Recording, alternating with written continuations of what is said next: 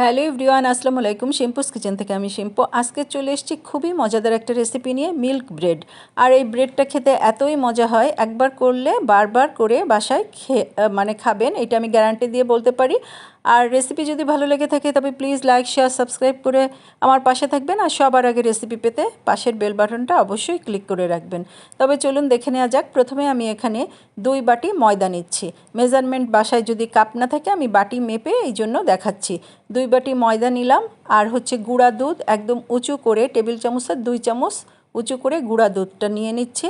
আর চিনি নিব টেবিল চামচের 3 চামচ। চিনিটা আপনারা আপনাদের পছন্দ মতো কম বেশি করে নিতে পারেন। আমি একটা পারফেক্ট মাপ দেখালাম। আপনারা চিনি যদি মনে করেন কম দিবেন কমও দিতে পারেন, বেশি দিলে বেশিও দিতে পারেন। আর চিনিটা দেওয়ার পরে আমি হচ্ছে চায়ের চামচের 1 চামচ লবণ দিয়ে দিলাম। আর ইস্টও দিব চায়ের চামচের 2 চামচ। ইস্টটা একদম চামচ একদম সমান করে কেটে উঁচু করে নেবেন না, একদম সমান করে 2 চামচ ইস্ট দিবেন। সব উপকরণ একদম ভালো করে মেখে নিলাম। এখন উষ্ণ গরম পানি দিয়ে এটাকে একটা ডো তৈরি করে নিব। একবারে পানি দিবেন না, মানে কয়েকবার পানি দিয়ে একদম পরোটার ডো আমরা যেভাবে করি সেইভাবে একটা ডো তৈরি করবেন। একদম নরমও হবে না, আবার খুব একটা শক্তও হবে না। আর ডোটা সুন্দর করে কিন্তু বেশ মানে সময় নিয়ে একটু মেখে নেবেন, যে একদম যত আপনারা সুন্দর করে মাখবেন ডোটাকে ততই একদম খুব সফট হবে পাউরুটিটা। এই জন্য একটু সময় নিয়ে সুন্দর করে মেখে নেবেন।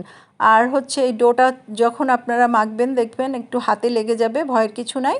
তখন আপনারা টেবিল চামচের একদম 1 চামচ রান্নার রেগুলার তেলটা দিয়ে আবারও মেখে নেবেন। সুন্দর করে মাখতে মাখতে দেখবেন তেলটা কিন্তু একদম সুন্দরভাবে এই ডোর সাথে মিশে গিয়েছে। আর যখন পুরাটা মাখা হয়ে যাবে তখন একদম ঢেকে 2 ঘন্টার জন্য এক সাইডে সরিয়ে রাখবো।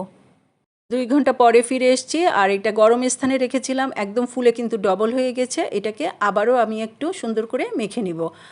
আর এই মানে ব্রেডটা খেতে এতই মজা লাগে, এখানে কিন্তু জ্যাম, জেলি, বাটার কোনো কিছুরই প্রয়োজন নয়। এটা শুধুই অনেক মজা লাগে খেতে। আর গরম চায়ের সাথে এরকম গরম গরম ব্রেড যদি হয় তাহলে তো আর কোনো কথাই নাই। আর এখানে কিশমিশ দিয়ে দিলাম। এখন কিশমিশটাকেও ভালো করে আমি মেখে নিব। আর এই ডোতে যখন কিশমিশ দিবেন দেখবেন কিশমিশটা একদম ঝুরা ঝুরা হয়ে চারিপাশ থেকে পড়ে যাচ্ছে, ভয়ের কিছু নাই। আমি কিন্তু একদম কিভাবে কিশমিশটা দিচ্ছি সেটা কিন্তু খেয়াল করতে হবে। 2 পাশ থেকে উঠিয়ে উঠিয়ে মানে ডোটাকে একদম মধ্যেখানে খালি এনে দিচ্ছি। আর কিশমিশটা একদম ভিতরে সুন্দরভাবে এখন একদম থেকে যাবে। আর আমি কিন্তু 2টা করছি, আপনারা কিন্তু ইচ্ছা করলে একটাও করতে পারেন। আমি 2 বাটি ময়দা নিয়েছিলাম, সেই জন্য আমি 2টা করছি। আর এখানে একটা স্টিলের বাটি নিয়েছি। এখানে রান্নার যে রেগুলার তেলটা আছে সেটাই আমি ভালো করে একটু মেখে নিলাম যেন সুন্দর করে উঠে যায়। আর এখন 2টা ভাগ করে আমি প্রথম রেখে আবারও 10 মিনিটের জন্য এটাকে ঢেকে রাখবো। 10 মিনিট পরে আবারও ফিরে এসেছি। আর একদম সুন্দর করে কিন্তু আবারও ফুলে গিয়েছে।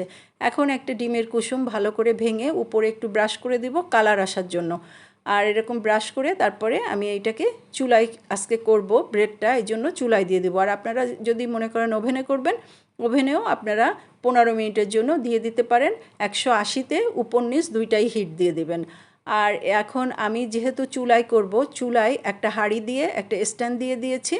আর এখন দেওয়ার পরে আমি ঢেকে একটা লবঙ্গ দিয়ে হাঁড়ির মুখ যেই আমি ঢাকনিটা দিয়েছি লবঙ্গ দিয়ে ঢেকে দিলাম। আর 15 মিনিটের জন্য জালটা ঠিক কিন্তু মিডিয়ামের থেকেও লোতে রাখবেন।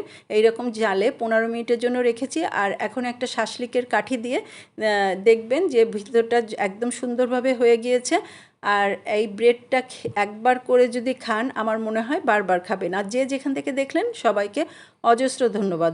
আপনারা কিন্তু আমার ভিডিও অনেকেই দেখে থাকেন, সাবস্ক্রাইব করতে একদমই হয়তো আপনাদের মনে থাকে না। প্লিজ যারা এখনও সাবস্ক্রাইব করেননি একটু সাবস্ক্রাইব করে আমার পাশে থাকবেন। আল্লাহ হাফিজ।